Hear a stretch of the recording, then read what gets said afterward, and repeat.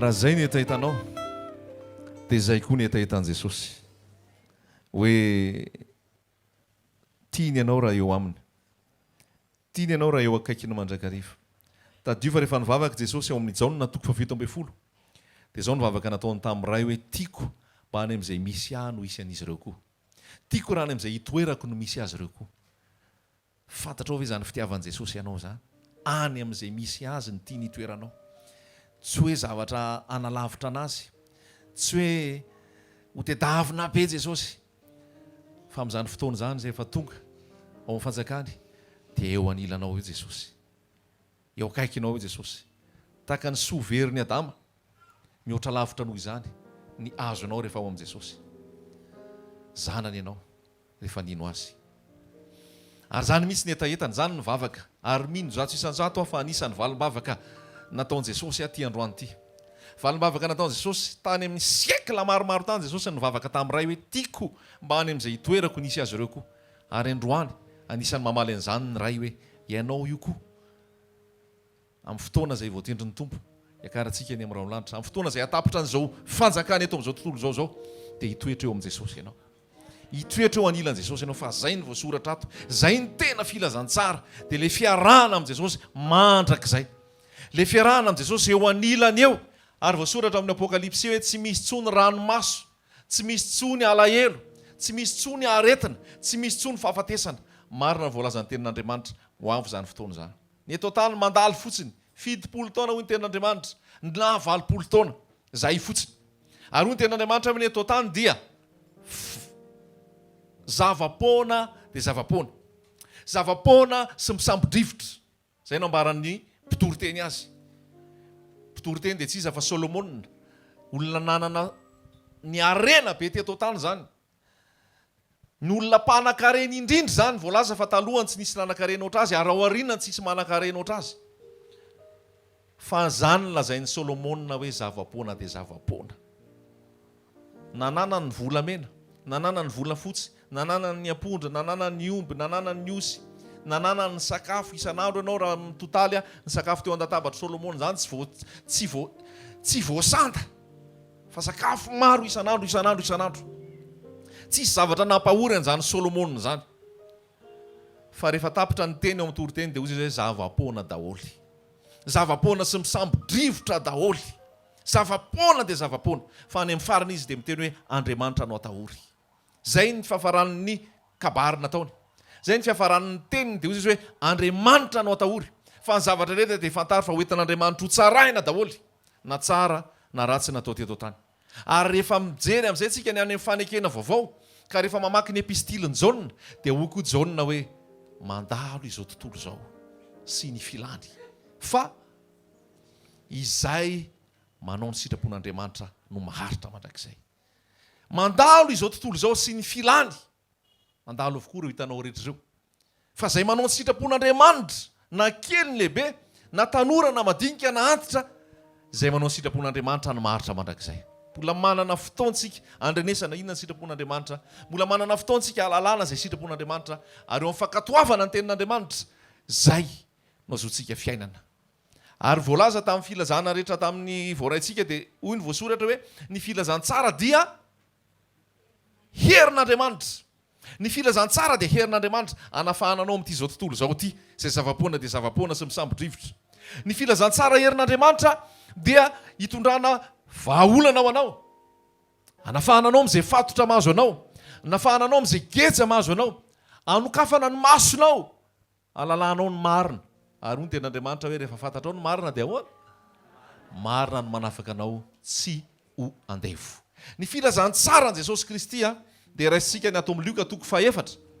Raha mbola hiresaka an'izany hoe filazantsara herin'Andriamanitra zany, dia ho hitanao zany androany, mbola ho tsapanao indray zany androany, mbola hiainanao indray zany androany ao anatin'izao minitra vitsivitsy izarana ny teniny izao. Luka 4:4.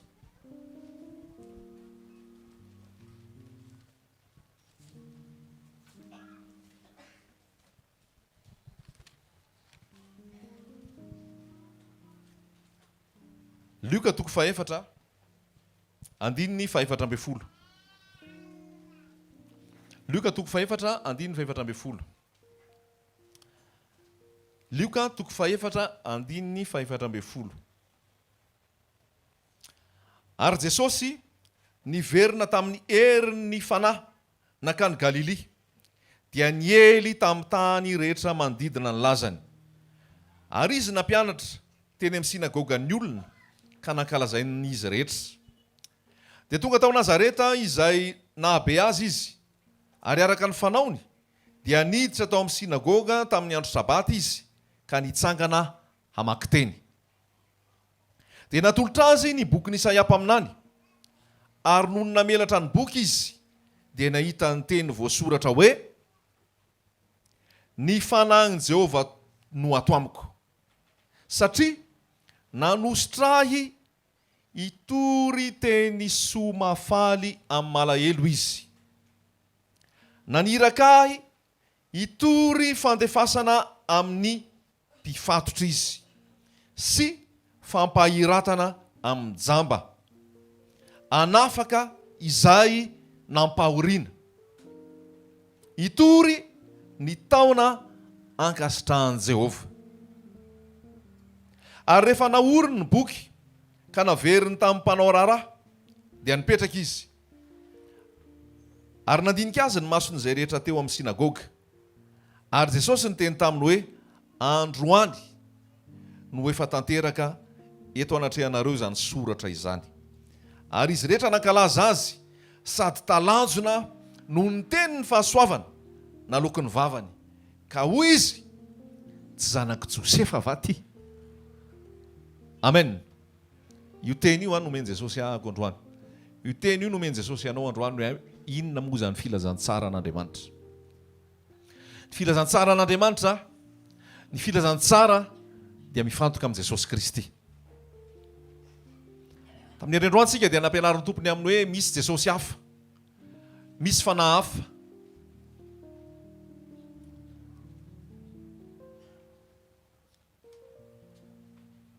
Misy zany Jesosy tena izy, misy Jesosy tsy izy. Fa nandro ny fifangaroarontsika. Ary mamaky ianao amin'ny Timoty dia hoy ny voasoratra hoe: ho avy ny fotoana izay tsy azakan'ny olona ny teny tsy misy kilema, fa angidihidy sofina izy, dia hamory mpampianatra ho azy izay ilaza teny arak'izay filany. Iza kay zany tena mampisy an'ireo mpaminany sandoka sy mpampianatra sandoka ireo kay rehefa vakiana ny tenin'Andriamanitra? Iza ny mahatonga an'ireo? Teneno mafy hoe averiko ilay teny: ho avy ny fotoana izay tsy azakan'ny olona ny teny tsisy kilema, fa angidihidy sofina izy, dia hamory mpampianatra ho azy izay hiteny araka ny filany. Iza zany no mahatonga an'ireo? Ny olona ihany no mahatonga an'ireo zany. Za, ianao mahatonga an'ireo. Satria tsy zakanao tsony le teny tsisy kilema, tsy zakanao tsony le teny milaza fibebahana, tahotra an'Andriamanitra, fahamasinana. Toy izay ianao avelao zany ihany. Fa andaontsika morona olona vaovao, ka io olona vaovao io commandentsika à distance. Io olona vaovao io ho kalamaitsika. Io olona vaovao io ataontsika professionnel amin'ny fivavahana, ka izay tiantsika eno ihany ny saina toriny. Dia lasa be da be izy amin'izao fotoana. Ka iza kay zany manohana an'ireny sy mampiasa an'ireny? Tsika ihany kay zany mahatonga an'ireny, ianao ihany. Le client zany be da be, matoa reny misy dia le client koa be da be. Tsy haiko ianao nanisan'izany, tsy fantatro. Niteto voaroa sabotsy zay, ary tapitra ty androany ty ary jijisy tsony. Tsy haiko efa sendra manaketo ve ianao tamin'ny sabotsy sy androany, fa ianao tena any amin'ile mangidihidy sofina koa. Sa tsy ianao zay? Alleloia. Inganenka tsy ianao zay. Fa isika olombelona ihany no mamorona an'io.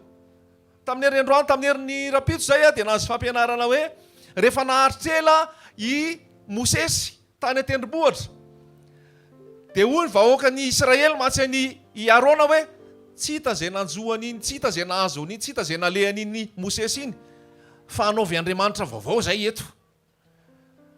Dia hozy koa Arona hoe: eny ary, ongoto daholo ny kavina volamena any aminareo, ongoto daholo le volamena rehetrarehetra, dia ho arendritsika iny reny volamena reny dia anaovantsika Andriamanitra dia io no andriamanitsika le ombola kely volamena. Iza no natonga an'izay nisy? Ny olombelona. Sika ihany no natonga an'izay nisy. Ka mila mitandrina zany sika. Fa tsika ihany no mahatonga an'ireo be da be ireo. Ny olombelona ihany no mahatonga an'ireo be da be ireo. Raha Jesosy tsy izy no arahanao, dia Jesosy tsy mandrara, Jesosy tsy milaza anao ny etahanao zany. Jesosy tsy milaza anao hoe mpanotana ianao, ka raha mitoetra ao anatin'ny ota ianao dia ho any fahaverezana. Fa Jesosy milaza anao hoe bon courage. Jesosy milaza anao hoe tahiny tompo. Jesosy milaza anao hoe sy raha ao anatin'ny fijangajangana ary ianao, ao anatin'ny fornication, ao anatin'ny loto ary ianao, ao anatin'ny kolikoly ianao, ao anatin'ny laika ianao, tsy manino zany fa Andriamanitra fitiavana. Ary tsy manino zany fa Andriamanitra mamela ary mamonjy ianao. Dia hijanonao amin'izay foana ianao. Jesosy hafa manao an'izay. Ary Jesosy mitondra anao any fahaverezana. Fa na hafa manao an'izay, fa na hitondra anao any fahaverezana.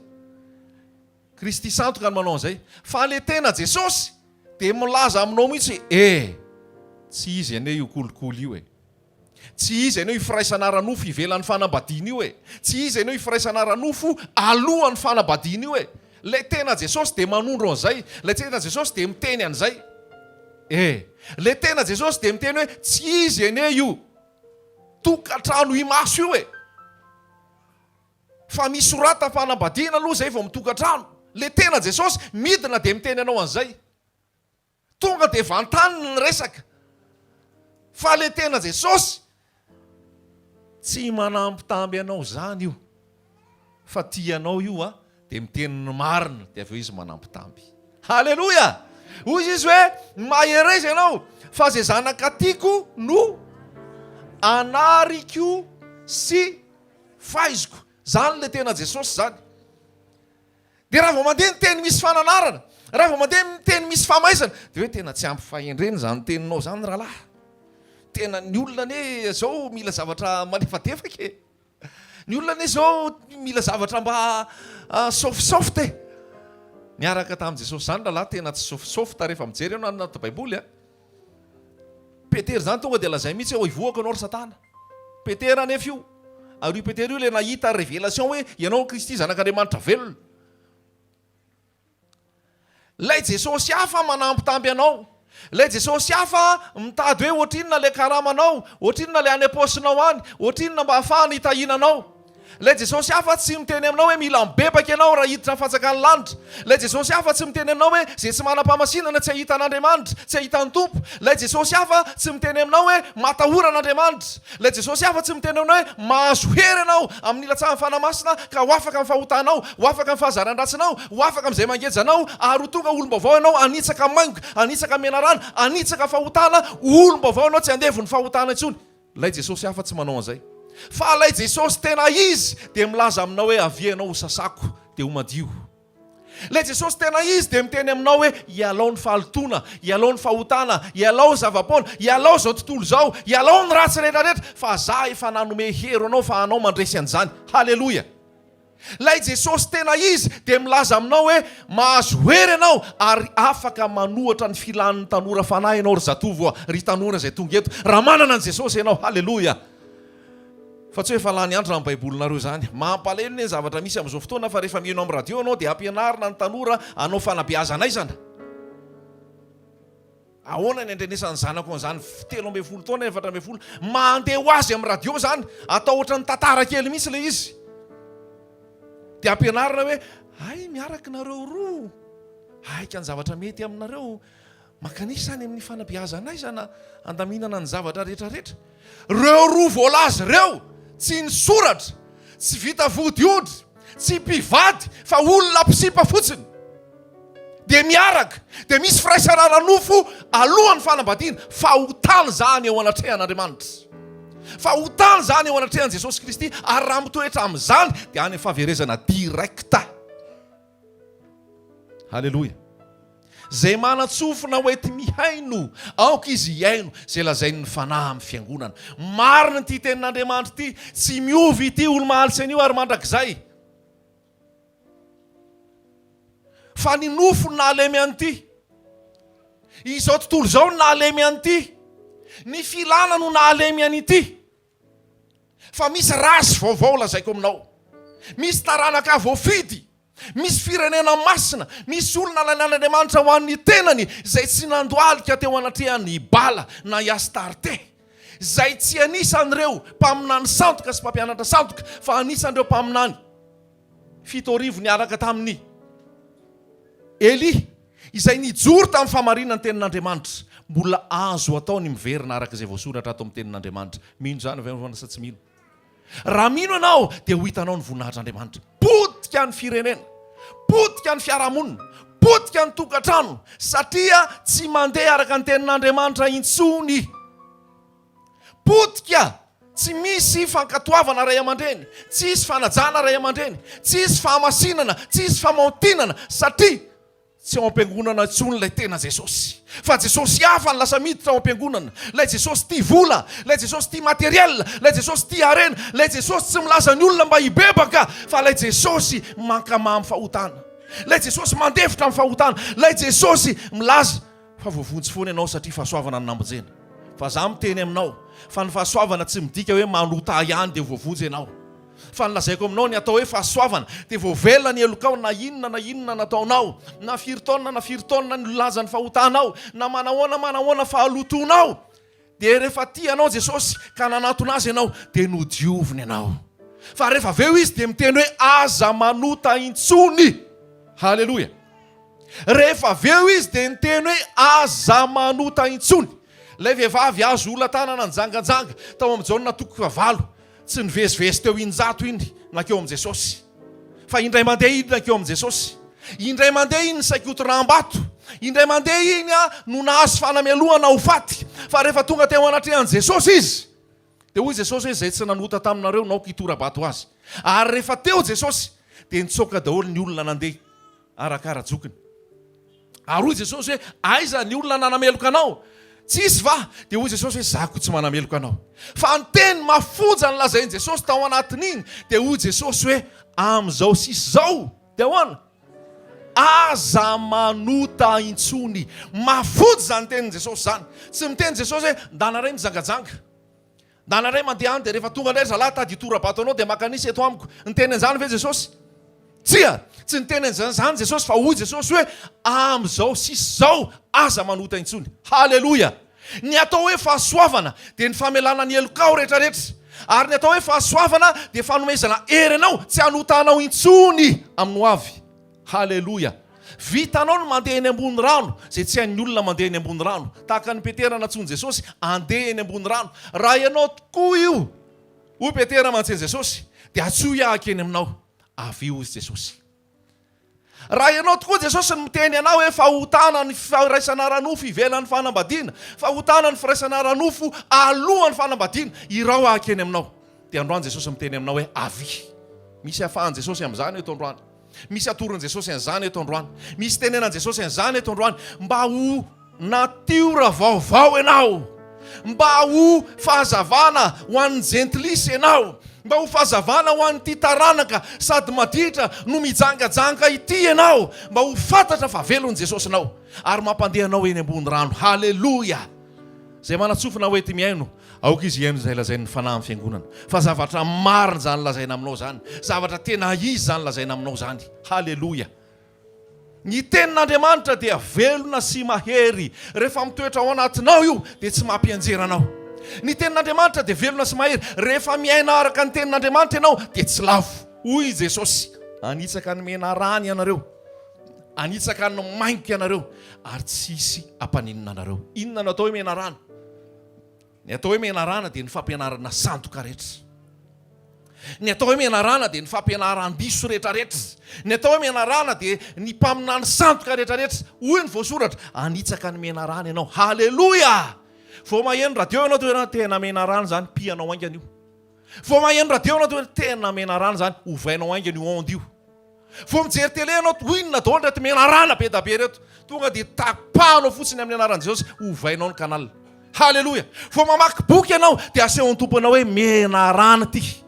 Mampianatra anao resaka pensée positive, mampianatra anao psychologie chrétienne, mampianatra anao tanjatsaina sy tanjam-pinoana maha-olombelona anao fotsiny, fa tsy manambara anao ny Jesosy, tsy manambara anao ny herin'ny azo fijaliana, tsy manambara anao ny herin'ny fanamasina. Toy izy anao mena rano ty. zay hitarika ana fotsiny amin'ny herin'ny tenako sy ny fahaizako sy ny momba rehetrarehetra. Raha misarakamika anareo i Jesosy dia ahoana? Tsy mahay manao na inona fa raha miarakamika anareo dia maninona? Mamobe ry tanora zandriny Jesosy Kristy, ry tanora, ry zatovo zandriny Jesosy Kristy. Vahaolana ho anao dia ny firaketanao amin'ilay tena voaloboka. Eto izy andraony, Jesosy no anara. Tsy anaranao ny fomba zao tontolo zao. Tsy hoe ohatry zany daholo natao rehetrarehetra teo hoe ianao ve ny anan-kendre, ianao ve ny tena mahay e. I Jesosy tsy miova omaly sy anio ary mandrakizay. Mila taranaka vaovao izy, mila génération vaovao izy, mila génération manana fahamasinana sy tahotra an'Andriamanitra izy. Ka amin'ny fiainanao ry zatovo, amin'ny fiainanao ry tanora, aoka ianao himarike ny génération anao eto amin'ity Madagasikara ity. Aoka ianao himarike ny génération anao eto amin'ity Antananarivo ity. Olona miaina amin'ny fahamasinana, olona miaina amin'ny tahotra an'Andriamanitra, olona miaina amin'ny fahadiovampo. Halleluja! Aoka tsisy olona anao tsinitsinina anao noho ny atanoranao, fa aoka ho fianarana ho an'ny mino ianao. Halleluja! Aoka ho fianarana ho an'iza? Ny mino dia misy zazakely, ny mino dia misy zatovo, ny mino dia misy zoky, ny mino dia misy ray aman-dreny, ny mino dia misy karazan'olona rehetrarehetra. Ary ianao ry tanora, ry zatovo, no teneniny hoe aoka ho fianarana ho an'ny mino ianao. Halleluja! Mandray izany teniko zany ve ianao androany? Parole prophétique ty lazaiko aminao ty. Fa misy tanora maro eto izay leo ny fijangajangana, misy tanora maro eto izay leo ny fatotra, misy tanora mato izay leo ny fomba zao tontolo zao, ary mitady vahaolana, mitady hirika. Androany ny vahaolana toranao Jesosy Kristy. Androany ny vahaolana toranao Jesosy, anafaka anao izy ary iainanao amin'ny sitrapon'Andriamanitra. Raha mifankatia reo roa, alamino ny taratasy dia endana misoratra mba tsy handoro zay voasoratra atao anatin'ny tenin'Andriamanitra. Rehefa fantatrao fa iny ny tena izy dia irosoy, rehefa fantatrao hoe tsy izy iny dia alao izy araka amin'izay noman'ny tompo anazy. Halleluja! Zay manatsofina hoety miaino, aoka izy amin'izay lazain'ny fanahy ny fiangonana. Mahafinaritra io fitarian'ny fanamasina io. Fa raha ny ainga tany an-trano, raha teny an-dalana, raha mbola teo antokonana teo tsy mbola zany ny teny nomen'ny tompo anahy. Fa no nitsangana teto dia zay ny teny nomen'ny fanahy anahy. Satria zay le filazantsara herin'Andriamanitra, miaino ny bitsiky ny fanahy ianao. Halleluja! Avy heriko ihany, raha tianao io vehivavy io raha lehilahy, aza mangatakandro ianao, ndana makany amin'ny ray aman-dreniny dia angatao izy, dia ataovy ny soratra dia mivady ianareo. Halleluja!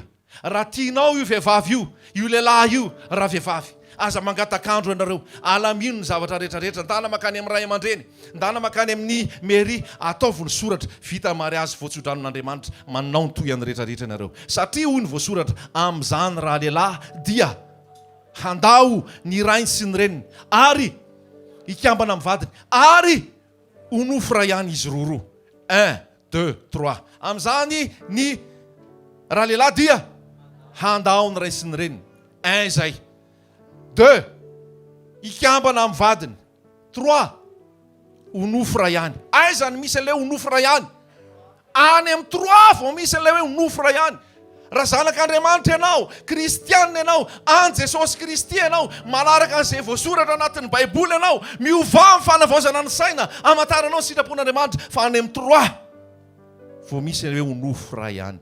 Halleluja! Tsy miova Jesosy Kristy omaly sy anio ary mandrakizay. Mampikorotana ny fiainana, mampikorotana ny tokantrano, mampikorotana ny fiarahamonina, mampotika ny firenena, dia satria tsy mandeha tsony io 1, 2, 3 io, fa lasa 321. Ahoana ny 321? Honofo ray ihany. Dia hikambana amin'ny vadiny, dia izay vao andao ny ray sy ny reniny. Potika le firenena, potika le fiangonana, potika le tokantrano, potika le fiarahamonina. Satria tsy mandeha amin'ny rindran-damina, satria tsy mandeha amin'ilay notisy izay napetraka ilay mpaharo anazy. Fa niditra Satana dia namotika, niditra Satana dia nanimba. Androany na olona vitsy ary tsika eto androany, renao zay. Tsy afa-miala tsony ianao. Tsy afa-miala tsony ianao fa fantatrao izay marina zay. Fa izao koa ny tenin'Andriamanitra, ho fantatrao ny marina dia hoana? Marina no anafaka anao tsy ho andevo. Ho fantatrao ny marina dia ny marina no anafaka anao tsy ho andevo. Tsy miova io processus n'Andriamanitra io. Tsy miova io processus io. 1, 2, 3 tamin'ny Genesis, mbola 1, 2, 3 io amin'izao fotoana. Ary amin'izany raha lehilahy dia andao ny rainy sy ny reniny, hikambana amin'ny vadiny, ary honofo ray ihany izy roa. Zay no izy. Halleluja! Ry tanora, mandosira ny filan'ny tanora fanahy. Zay ny nambaran'ny Paoly ao amin'ny epistily. mandosira ny filan'ny tanora fanahy. Raha ny solution hafa afaka natao dia niteny izy, fa ny solution natoriny anao dia mandositra. Matoa ianao saina mandositra, zay ny vahaolana. Fa tsy hoe aleoko miaritra eto ihany fa za manana ny fanahy. Aleoko miaritra eto ihany fa za mahery. Misy ny lazan'izany hoe manana ny fanahy sy mahery fa lavo izy rehefa niaritra teo satria tsy nitsoka. Fa hoy ny ten'Andriamanitra hoe mandosira ny filan'ny tanora fanahy. Ry hitanao fa halavo anao, ry hitanao fa hampienjeranao, hitanao fa hasolafaka sy hafaty anao, hitanao fa tonga anao andika ny ten'Andriamanitra, sy asianao sitrapon'Andriamanitra, andana mitsoka. Fa tsy fahalemena velively no mitsoka, tsy akanosana velively no mitsoka, fa hery ary zany no mitsoka. Haleloia! Ilainy zany teny zany androany. Misy tanora eto, misy ray aman-dreny eto, misy fianakaviana miaraka tonga eto, fantatrao ny sitrapon'Andriamanitra androany. Ary ny tompo rehefa mameny sitrapony, dia tsy sitrapony fe sitrapony fa omeny hery ianao atanterahana an'io. Haleloia! Ahoana hoe? Omeny hery ianao atanterahana an'io. Haleloia! Ary be da be ny vavolombelona an'izany, be da be ny samy teny an'izany, be da be ny samy manambara an'izany hoe. Rehefa fantatro io sitrapon'Andriamanitra io, dia nankatoaviko ary nangetaheta anao sitrapon'Andriamanitra, dia nomeny ihany herin'ny fanamasina. Ka rehefa nandeha tamin'ny herin'ny fanamasina, dia 1, 2, 3 teo amiko, fa tsy 321. Irariko koa anao ry tanora, ry zatovo, zay mbola ao anatin'ny tena tanorana maheritrerony anao, mba ho 1, 2, 3 ianao. Amen na satsy amen. Aza misangisangy fahotana. Zany Josefy zany, atsona hoe tena hoe notahin'Andriamanitra zany Josefy zany. Nanatsainy zany Josefy zany, zay rehetrarehetra nataony zany dia lavorary, nety avokoa. Ary rehefa nety avokoa nataony Josefa, dia napetraky le Potifara koa izy tao an-trano hoe ao koa mba tatano ny atao tokantranoko, fa zay zavatra ataonao tao milamina daholo, zay zavatra ataonao tao mety daholo. Ary dia netiny tao an-tokantrano, nataony ho mpitantana tao Josefa. Fa ny andro anankiray dia tonga ny vadin'ity Potifara ity nakeo amin'ny Josefa, andao hiara-handry amiko izy, matsy an'i Josefa. Dia ahoana nataon'i Josefa? Ahoana nataon'i Josefa? Isan'andro io vehivavy io dia niharcelé an'i Josefa teo foana. Amin'izao koa efa be da be ny vehivavy miharcelé. Vehivavy mitady amin'ny telefona, amin'ny internet, amin'izao rehetrarehetra izao. Dia hoy Josefa hoe alao atao ty fa hifona rehefa avy eo. Ahoana Josefa alao atao ty dia mivavaka rehefa avy eo fa ny tompo mamela heloka. Tsia. Jereny teo amin'ny devant tsisy olona, tsisy mahita. Tamin'izany mbola tsisy caméra. Jereny tao aoriana, tsisy. Jereny ny gauche, jereny ny à droite, tsisy ninona. Izy sy vadiny Potifara reriny teo. Manana ahoana re raha ianao teo en place ny Josefa raha lehilahy?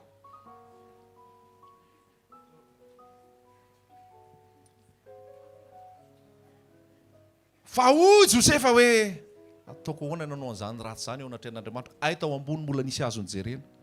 Rahalahy sy anabavy, ry tanora, rehefa mijery dia aza mijery gauche droite sy devant derrière, jereo koa ny eo ambony. Fa ny eo ambony koa misy mahita, misy caméra ao. Ary io caméra io mbola anoro zay rehetrarehetra nataonao rehefa avy eo rehefa hidiffusena ny film. Inona ny film voaforona ao anao rehefa ho diffusena io film io? Zany tsy mahita e. Za sabotsy tapakandro fotsiny ahitako anao eto. Ireo rehetrarehetra tsisy mahita atsika. Fa misy le ray izay mahita. Na miliara aritsika atao tany, tsisy miala amin'ny masony zany fa hitany daholo. Tsisy miala amin'izany ianao, za ve dia ho hitan'Andriamanitra e, za zay kely sy bitika ity. Tsika rehetrarehetra eo ara-traky ny internet daholo, hitany daholo ianao amin'ny Facebook ataonao io. Fatany momba anao. Mizatra tsy eritreretinao akory ianao vao mieritreritra fotsiny za mba te hijerijery momba ny kiraro. Vao manokatra an'ilay Facebook ianao tonga dia kiraro ny asehony ianao ao. Iza ny mahatsapa an'izany rehefa mampiasa Facebook? Sa tsisy mampiasa Facebook mihitsy ato? Aza mandainga. Aoko sincère eo anatrehan'ny tompo, sincère entre atsika. Misy zavatra vao eritreretinao atao fotsiny, vao kitihanao internet io izay ilainao tonga dia mipotra eo. Magaga. Satria efa traquenao, efa voatracé daholo momba antsika rehetrarehetra ireo. Nefa raha niketsika ireo dia tsisy carte d'identité tsony hoe karatra hoentinao fa tonga dia mipuisy fotsiny nahitananao e. Ary le puisy dia hoe atao akaiky ny atokato amin'ny andro anaty fa ao mafanafana dia mandeha ho azy fotsiny io. Tsisy zavatra vingitinao zany tsony, tsisy vola be hoentinao tsony, tsisy zavatra rongorongo hitinao tsony fa tout électronique ary ao andoha ao daholo. Ary rehefa ho avy fotoana izy dia tsisy tsony afaka hividy, afaka hivarotra, tsisy tsony afaka hihetsika raha tsy mahazo le mariky ny bibidia dia le 666.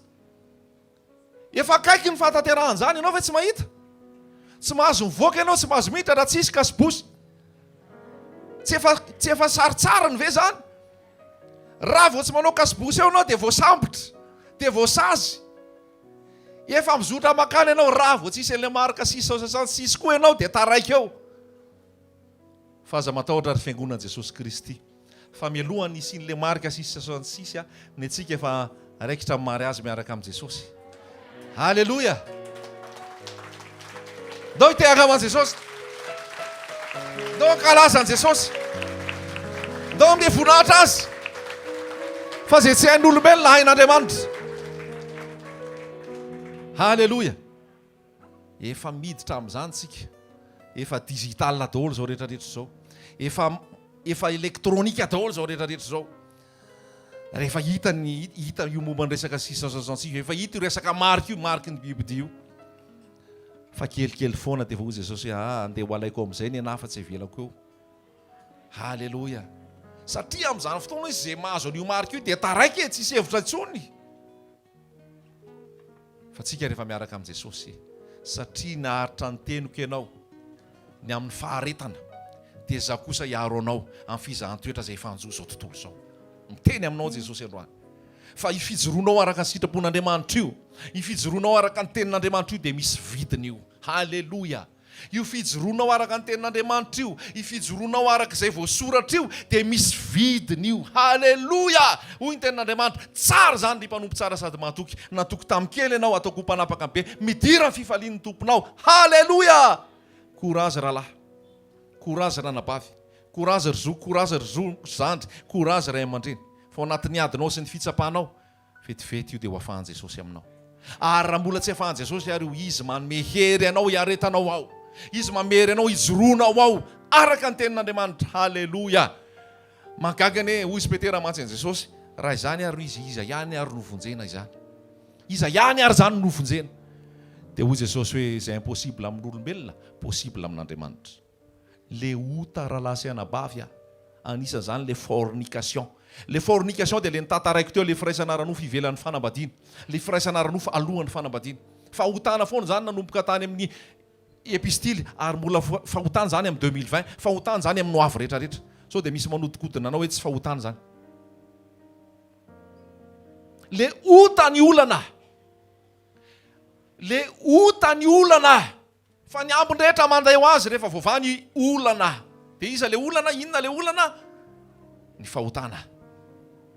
Tadidio fa Andriamanitra mahery, Andriamanitra tsy azo vazivaziana, Andriamanitra dia mamindra fosy miantra. Halleluja! Raha mamaky ny tantaran'ny zanak'Adala tsika ao anatin'ny Baiboly dia averiko ihany koa iny hoe tsy nivezivezy teo ilay zanak'Adala nangataka fifonana tamin'ny rainy.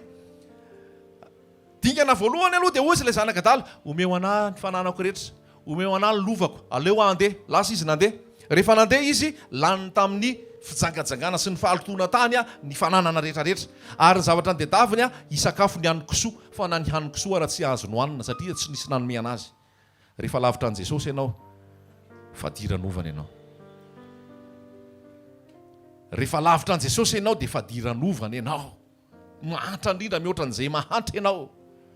Tonga saina ilay zanak'Adala eto izy andeha ho any amin'ny dada, fa any amin'ny dada nampanompo ny dada ary mbola tsara sakafo lavitra noho ireto.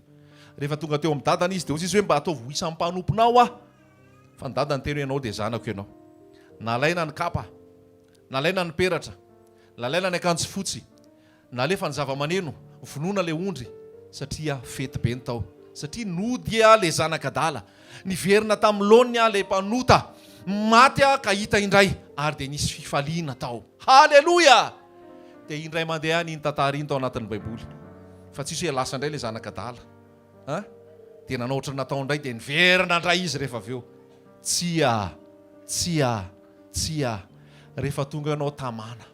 Ahoana? Rehefa tonga ao amin'i Jesosy ianao tamana, tsy atakalinao ninina intsony zany Jesosy zany. Haleloia! Satria mamy be zany Jesosy zany. Zay tsy hitoriana aminao antokom-pivavahana. Zay tsy hitoriana aminao resaka liturgie. Zay tsy hitoriana aminao resaka fitaovana na antokom-pivavahana na fombafomba. Fa nitoriana aminao, haleloia, dia ilay bôgosy indrindra. Iza ny anarany? Jesosy ny anarany. Ilay toriana aminao dia ilay bôgosy indrindra, ilay tsara indrindra, ilay mahery indrindra, ilay antsoina hoe Andriamanitra. Haleloia. Mampahalelo amin'izao fotoana fa ny olona dia antsoina hoe idolatra. Hainao ny antsoina hoe idolatra? Mpanompo sampy.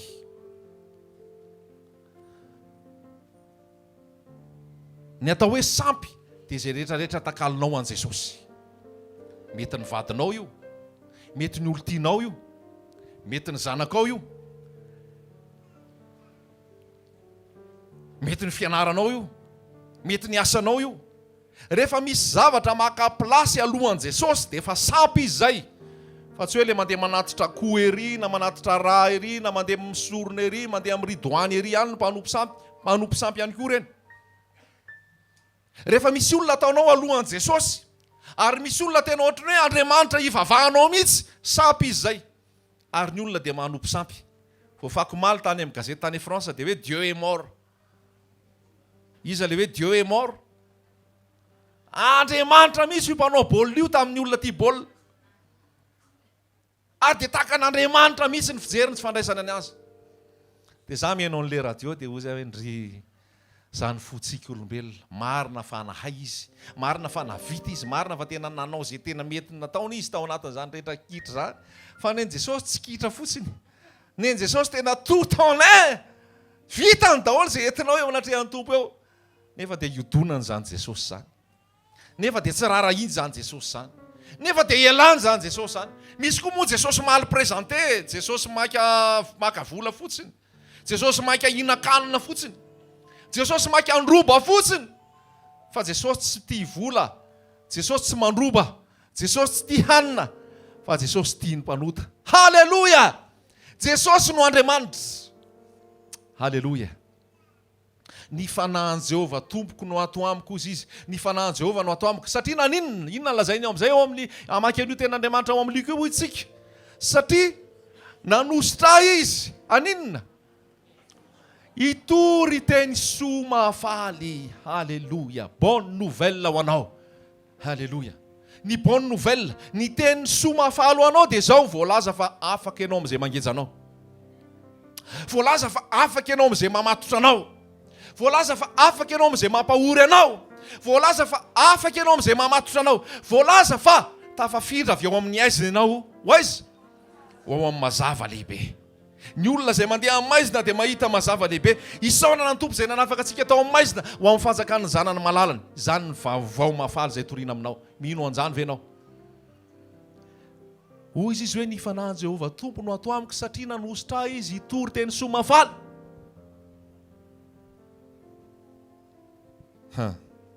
Ao tsara ve nareo?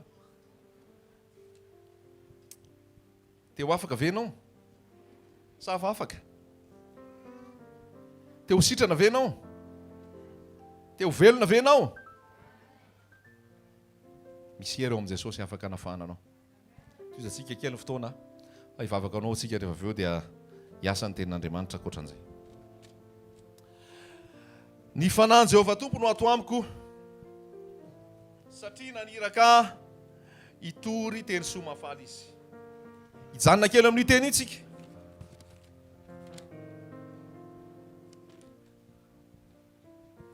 Ny fanahin'i Jehovah tompo no ato amiko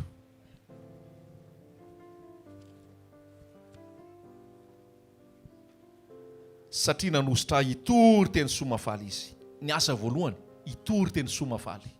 Haleloia. Ianao izay andevo, tsy andevo intsony. Ianao izay malahelo, tsy malahelo intsony. Ianao izay maratra, ho diovina ny ferinao. Ianao izay maty, ho velona indray ianao. Haleloia! Ianao izay anatin'ny tahotra, tsy hatahotra intsony ianao.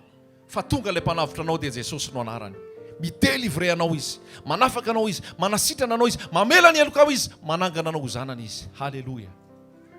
Itory teny somafaly. Manaraka naniraka ahy itory fandefasana ho an'ny mpifatotra. Inona ny mamatotra anao ao? Fankalana olona ve? Inona ny mamatotra anao ao? Resaka série télévisée ve? Inona ny mamatotra anao ao? Facebook lava tsisy farany ve? Inona ny mamatotra anao ao? Fankalana olona ve? Na inona mamatotra anao? Tonga ny teny androany, hitondra fandefasana ho an'ny mpifatotra. Jesosy zany. Ozy le olona njoro vavolombelona zay ndray andro hoe tsy afaka tamin'io série télévisé io mihitsy aho, na dia mivavaka ary. Efa tonga le série anankiray ozy izy dia ozy izy mangatakandro izy. Alors rehefa vita io dia tsy hijery tsony ahy. Vita nefa io mbola mijery manaraka ihany. Vita io mbola mijery manaraka ihany. Fatany fanahy masina ao anatiny hoe tsy mety io, tsy sitrapon'Andriamanitra io.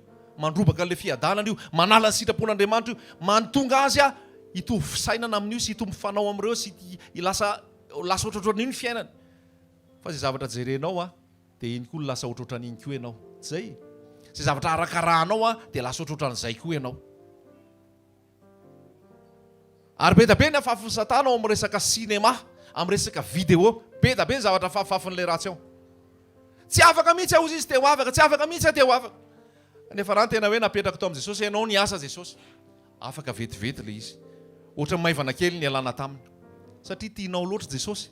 Zavatra anankiray rehefa tianao a dia hiaretanao, tazominao ao. Ary ny olona anankiray rehefa tianao a dia ahoana? Olana aminao ve manao izay tiany? Iza ny tia olona ato? Toa tsisy tia olona mihitsy ato. Mampalahelo zany a. Ny olona anankiray rehefa tianao dia tsy olana aminy, tsy olana aminao nanao izay tiany. Tsy izay. Ary ny tena tiana tenenina aminao dia ny fitiavanao an' Jesosy ny mila mipetraka ao am-ponao. Fa rehefa tia an Jesosy ianao dia tsy vesatra aminao ny hanao ny sitrapony. Tsy vesatra aminao ny hanao izay tiany. Pozy ianao, io ny tianao Jesosy. D'accord Jesosy. Mahafinaritra Jesosy. Lasa izay tiany Jesosy koa ny tianao. Halleloia. Lasa izay mamaky an Jesosy ny mamaky anao. Lasa izay mahafinaritra an Jesosy ny mahafinaritra anao.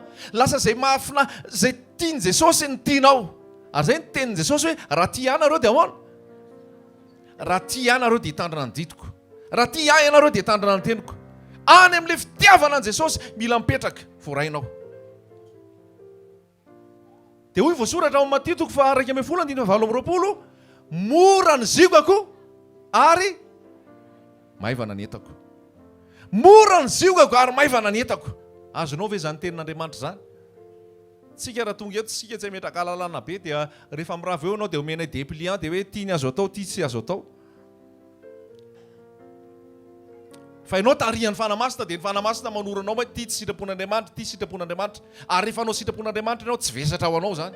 Fa misy herin'ny fanao anatinao ary ianao efa natiora vaovao a, afaka anao ny sitrapon'Andriamanitra. Halleloia. Velon Jesosy raha lasa anabavy. Naniraka hitory fandefasana ao amin'ny fatotra. Fampahiratana ho an-jamba. Mahiratra ny masonao amin'ny zavatra rehetrarehetra ambahareto. Halleloia.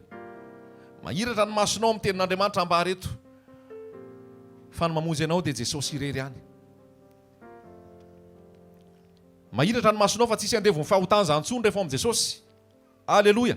Na fahazaran-dratsy anankiray ary rehefa tonga amin'ny Jesosy tsisy mijanona zany. Ahoana?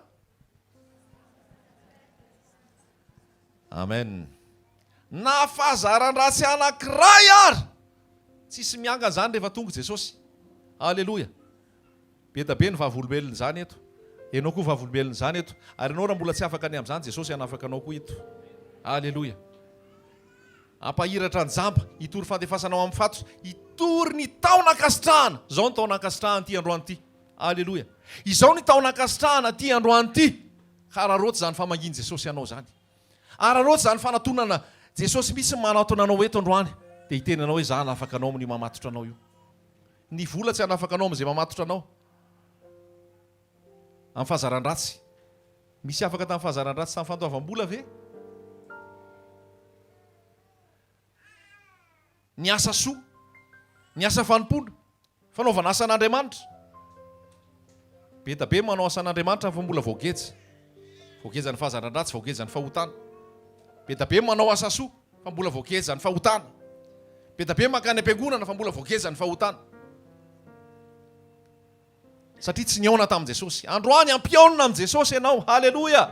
Androany ampiaonina amin'i Jesosy ianao. Rehefa niditra tao amin'ny tranon'ny Zakaiosy Jesosy, dia ahoana? Tonga ataony famonjena. Na zavatra tsy nitenenin'i Jesosy ary lazainy Zakaiosy an'i Jesosy fotsiny hoe indro ny atsasany fananako omeko ny malahelo. Halleloja. Halleloja. Ny filazantsara toriana aminao raha lasaina bavy dia filazantsara misy hery. Filazantsara misy fahefana, filazantsara midélivrer anao. Zany filazantsara toriana zany. Fa tsy normal raha mivavaka ianao nefa mbola andevo fahotana. Tsy normal raha hoe converti ianao, kristianina ianao, zanak'Andriamanitra ianao, zandrin'i Jesosy ianao, nefa ianao mbola andevona fahotana. Tsy normal zany. Jesosy tsy mandainga.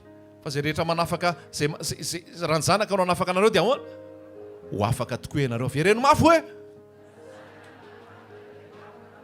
Avereno mafimafy ihany hoe? Halleloja. Raha ny zanaka no anafaka anareo dia ho afaka tokoa ianareo. Amen. Tsy hoe raha i pastera no anafaka anareo dia ho afaka tokoa anareo. Tsy haiko pastera efa firy zay nitetezinao zay mbola tsy afaka ihany ianao. Satria tsy pastera ny vahaolana. Tsy tantely ratsimba ny vahaolana. Tsy niteny hoe raha aloha toizako ihany ty tetoriten'Andriamanitra ty. Tsy niteny hoe raha bisopy no anafaka anareo dia ho afaka tokoa ianareo. Bisopy firy zay efa nalehanao zay fa ny volanao fotsiny lany. Ny arenanao ny lany. Tsy niteny hoe raha révérend no anafaka anao dia ho afaka tokoa ianao. Révérend firy zay efa nalehanao zay. Fiangonana firy zay efa nalehanao zay. Satria ianao mitady vonjy aman'olona. Satria ianao mitady vonjy amina anarana dénomination. Satria ianao mitady vonjy amina antokom-pinoana sy antokom-pivavahana. Tsy misy anarana omena ny olona azona amin'ny famonjena afa-tsy ny anaran'i Jesosy ihany. Alleluia. Indray mandeha ianao manatona an'i Jesosy, afaka ianao amin'izay mamatotra anao rehetrarehetra. Afaka ianao amin'izay mamatotra anao rehetrarehetra. Voaozina izay olona matoky olona. Voaozina izay manao nofiny ho sandriny. Zay tsy mampianatra anao mihitsy atoky olona. Zay tsy mampianatra anao mihitsy atehatra aman'olona. Le atoky sy antehatra tena tiako lazainy amin'ny zavatra ara-panasy, amin'ny zavatra famonjena. Fa misy olona mahatokony atokisanao kosa vadinao ve tsy atokisanao ohatra. Olona mpendraketinao asa ve ohatra hoe caissier na trésorier ve ohatra tsy atokisanao koa ohatra. Misy fifandraisana fandanjalanjana azy le tenin'Andriamanitra. Halleluja. Jesosy no amonjy sy ho anafaka anao. Tsara io Jesosy io raha lasaina bavy. Zay nambarany tato hitoriny tao nakasitrahana. Tao nakasitrahana zao. Zay te ho afaka dia ho afahany avokoa. Zay te ho velona dia ho velona avokoa. Zay te ho sitrana dia ho sitrana avokoa rehefa manatona an' Jesosy ianao. Zavatra ataoko teneniko anao fa zavatra ataon'ny mpampianatra santoka anie dia raha ondry ianao, ondry daholo moa tsika. Dia inona ny ataony? Tsy hamelona ondry ny ataony. Fa ninana ny ondry ny ataony. Alainy io volon'ondry io satria mahavita manto tsara be io. Volosana. Firy nefa voavoly tato. Volosana tanteraka mihitsy. Sofa mbola teo Jesosy. Alainy mercenaire daholo ty karazana tenin'Andriamanitra rehetra ty. Lazaina fa misy fatotra an'izao, androany fatotra hafa. Afaka aloha ny fatotra iny tonga indray amin'ny sabotsy. Fatotra ny anina, tsy haiko izay karazana fatotra eo. Dia tonga indray mandrapatonga ny amin'ny herintaona misy karazana fatotra foana. Fa ny alina zaiko anao vao tonga eto anao androany ka mandray Jesosy tonga dia afaka daholo ilay fatotra. Tsy hoe tonga avy indray amin'ny heriny dia misy fatotra zao indray e. Dia fatotra momba aty indray e. Dia fatotra momba zao indray e. Anaovana fotoana fotsiny io. Amorina olona fotsiny io. Akana vola fotsiny io dia foroporonina daholo ty karazana fatotra rehetrarehetra. Lazaina fa devoly daholo zao rehetrarehetra zao. Ne misy fotoana io tsy devoly fa nofo e. Devoly tsy manana fiera aminao akory fa ianao fotsiny ny anjakan'le nofo. Atao ty délivrance rehetrarehetra io tsisy devoly akory ianao. Fa le nofo no manjaka ao anatinao. Miariary ny asan'ny nofo. Vakio kelikely Galatiana 5. Miariary ny asan'ny nofo. Atatsika eto fa tsy isaky mihetsika kely dia delivrena esorina devoly. Devoly ara tsy eo aminao akory. Fa ambakain'olona fotsiny ianao dia eritreretinao devoly daholo ty rehetrarehetra ty. Fa ny fisainanao no mila miova. Ary ianao mila manaiky ny fanjakana Andriamanitra. Mila manaiky tarihan'ny fanahy masina ianao mba tsy hangazakan'ny nofo. Galatiana 5. Galatiana 5 andininy 7. Galatiana 5 andininy 7. Dia zao no voasoratra. Fa miariary ny asan'ny nofo. Asan'iza? Asan'ny satana ve? Asan'le fahavalo ve? Asan'le ratsy ve? Asan'iza? Asan'ny nofo. Inona zany nofo? La chair. Inona le la chair? Le tenanao, le nofonao tsy mety anao sitrapon'Andriamanitra. Io zany le izy io, le la chair. Ny fahavalonao zany le la chair. Le moi, ianao ihany. Misy ny démoniaka. Misy ny tena démoniaka. Misy ny olona tena possédé. Rehefa possédé anao démoniaka dia délivrena. Fa misy fotoana ianao tsy possédé mihitsy. Misy fotoana ianao tsy démoniaka mihitsy fa ny ao amin'ny sainao mila amboarina. Misy fotoana ianao tsy possédé, tsy démoniaka mihitsy fa ty nofonao ty miariary makabana be. Dia ny solution amin'ilay nofo dia enoy tsara ato. Fa miariary ny asan'ny nofo. Dia zao. Inona ny voalohany? Fijangajangana. Fahalotona. Fijejojejona. Misy mantsy dia manao hoe délivrena amin'ny falahy fijejojejona ianao. Miala daholo falahy fijejojejona rehetra. Nofo ange io voalaza io. Ary nofo zany tsy délivrena tsy roahana. Hitantsika hoe solution ny nofo. Inona toy azafady? Fanompotsapy. Fanaovana ody ratsy. Fandrafiana. Fifandirana. Adila. Fiafinafonana. Fifampiandaniana. Fisarahana. Fitokona. Fialonana. Famamona. Filalaovan-dratsy. Ary ny toy izany izay lazaiko aminareo raha teo. Tahaka ny voalazako fa iny koa. Fa izay manao tao mafimafy. Fa izay manao zany dia ahoana? Samy mijery fitaratra kely hoe dia ampidinao ambany ao anaty baiboly ao misy ny teninao. Izay manao an'izany ozy dia maninona tsy handova ny fanjakan'ny lanitra. Izay manao an'izany maka anankiray eo fotsiny ane. Ohatra. Adila. Miadiady foana. Ohatra. Fandrafiana. Ohatra. Fifandirana. Fifandirana. Mety ozy ianao matsy hoe za mety efa tsy any amin'izany fijangajangana zany. Za koa tsy mijejojejo, za tsy any amin'ny fanompotsapy. Maloha iny efa famakiteny tonga dia misy tampoka hoe fisarahana, fitokona, fialonana. Misy zavatra be da be ato. Zay manao an'izany ozy dia tsy adova ny fanjakan'ny lanitra.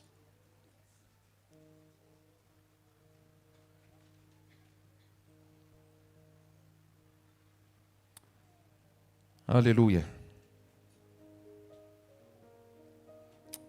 Andiny 2 fa ny vokatry ny fanahy kosa dia fitiavana, fifaliana, fiadanana, faharipo, famoram-panahy, fanaovan-tsoa, famarinana, fahalemem-panahy, fahononam-po. Tsy misy lalàna manohatra izany. Vahaolana ho anao, vahaolana ho aho. Andiny 2 fa izay any Kristy Jesosy dia efa nanombo ny nofony mba amin'ny faniriny sy ny filany tamin'ny hazo fijaliana. Zay ny vahaolana, ny hazo fijaliana. Nanombo ny nofony mba amin'ny faniriny sy ny filany teo amin'ny hazo fijaliana. Ny olana ane dia tia nofoko ty e. Ny olana ane dia le fanirian-dratsy ato e. Ny olana ane dia filana rehetra ato e. Ny vahaolana ho an'io manaiky ireo nombona miaraka amin'ny Jesosy amin'ny hazo fijaliana. Ary io hazo fijaliana io dia ampinoana niaraka nombona teo Jesosy a, niaraka nombona teo ihany koa ianao. Andevonana an'le mampanota anao. Ary rehefa maty Jesosy nitsangana tamaty, nitsangana tamaty koa ianao dia manana hery ianao avy eo andehanana araka ny sitrapon'Andriamanitra. Aleloia! Zay ny vaovao mahafahalo azy ho anao. Manana hery, misy solution. Misy solution. Dia io azy fijaliany Jesosy io. Voaomby teo ianao. Niaraka nombona teo ianao ilay olona taloha. Niaraka nalevona, niaraka natsangana, ary mandeha amin'ny fiainam-baovao, ary ny herin'ny fitsanganana maty no ao aminao rehefa avy eo. Halleloia. Zany Jesosy zany. Tsy avy antsony marina izy fa nympanota mba hibebaka. Entitra zao tenin'Andriamanitra zao. Te hanana olona ty azy Jesosy any an-danitra. Amen. Ahoana? Te hanana olona ty azy Jesosy any an-danitra. Fa tsy olona niterena hiditra any. Tsy olona nyforsena hiditra any. Fa olona ty ny tonga any. Halleloia. Fa raha tsy tia ianao nge fa sendra tafiditra any fotsiny, leo be any ianao. Za dia miteny aminao an'izany. Satria ny natiranao tsy niova akory. Satria ny natiranao tsy niova. Misy nke tao anatin'ny fanasana, tao anatin'ny Baiboly tao hoe nasaina daholo ny olona rehetrarehetra hisakafo. Rehefa nasaina ny olona rehetrarehetra hisakafo, tonga amin'izay ny tompon'ny fanasana dia nitety nandehandeha. Hitany amin'izay ilay anankiray, ary ianao tao tsy manao akanjo fanaovana amin'ny fanasana. Fa iza napiditra anao tato? Iza nitondra anao eto? Ka rehefa amin'ny fanasana zany tonga dia tenue mitovy daholo. Fa tsisy hoe ny anahy tena doré be sy argenté be za anao miafaka. Mitovy daholo ny akanjo rehetrarehetra tao. Nisy anankiray nanao akanjo tsy fanao tamin'ny fanasana. Niditra tsokosoko zany iny. Tsy fantatra ny fomba nidirany iny tao. Tsy tao nesorina tao iny dia nalefa tany ivelany. Tsisy miditra tsokosoko koa any an-danitra. Neto tany ny vitanao miditra tsokosoko amin'izay tokony hidirana rehetrarehetra. Neto tany ny vitanao mahita lalana ambanin'ny tany ozy ny firesantsika. Fa io lanitra io tsisy lalana ambanin'ny tany zany io. Io lanitra io tsisy resaka fierafery io ry zay. Tsisy politika io. Ny politika ny vitanao eto tany mamadibadika palitao rehetrarehetra sy azonao an'izao arena rehetrarehetra zao. Fa ny any an-danitra tsisy politika zany. Fa zay madio am-po ihany niditra any. Halleloia. Zay miakanjo fanao fanasana ihany miditra any. Zay tian Jesosy niditra any. Miantso anao Jesosy androany. Ora mety zao. Niverimberina le resaka fornication teo. Le firaisana ranofo alohan'ny fanambadiana, ivelan'ny fanambadiana teo. Fa za miteny aminao, raha mbola mijanonao anatin'io falitony io anao, elo miandry anao. Za miteny aminao, raha mbola mijanona amin'io fomba io anao, ny fahatezeran'Andriamanitra no aminao. Mety ozy ianao hoe milamina ianao matériellement, mety ozy ianao hoe milamina ny mombanao rehetrarehetra eto tany, fa Andriamanitra tsy faly aminao raha ao anatin'ny fijangajangana ianao. Andriamanitra tsy faly aminao raha ao anatin'ny fijangajangana ianao. Maratra ny fony, malahelo izy, honenany aminao izy, fa izy tsy faly mihitsy hitoeranao anatin'io fahotana io. Mosy hitako akory va ny ahafatesany ratsy fanahy, fa tsy nialany amin'ny alehany mba ho velona izy.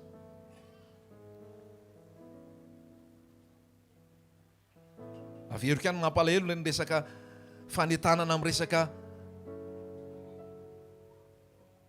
fanabeazanaizana amin'ny radio reny, amin'ny télé reny, amin'ireny contraception reny, satanique reny, démoniaque reny, tsy ho an'ny zanak'Andriamanitra reny.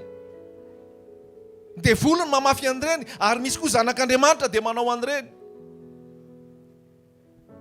Satria entin'ny filana, tsisy fahonona tena, tsisy fahononam-po. Androany fanamasina miasa eto androany.